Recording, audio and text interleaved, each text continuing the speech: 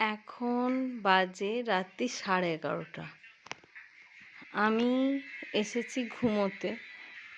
তো ঘুমোনোর আমার কপাল, কারণ এই যে এখানে এক মূর্তিমান শুয়ে আছেন, যার মুখ চোখ কিছুই দেখা যাচ্ছে না। তিনি খবর দেখছেন, সারা রাজ্যের খবরের তেনার দরকার রাত্রি 11:30টার টাইমে।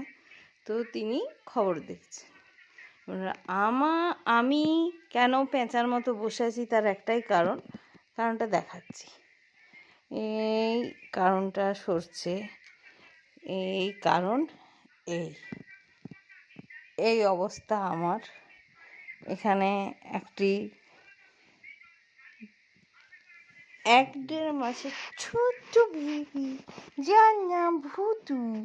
ভুতু বেবি, আমার ভুতু বেবি ঘুমোবেন এখন আমার কোলে। আর ওই রুমে মায়ের কাছে আছে আরও 2টো।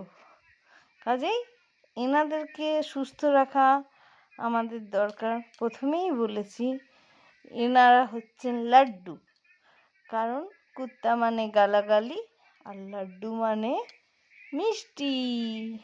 তাই এই ছোটো ছোটো লাড্ডুদের আমি দায়িত্ব নিয়েই ফেলেছি। অনেকে সেটাকে পাগলামি বলেন, অনেকে সেটাকে আদিক্ষেতা বলেন, আমার কোনো যায় আসে না তাতে। যা খুশি যে যার মর্জি করুক, আমারও যা মর্জি আমি সেটাই করব। আমার ছোনাটা পুচিটা। ওকে, চলুন, গুড নাইট। গুড নাইট ভুতু বাবা, বলে দাও গুড নাইট।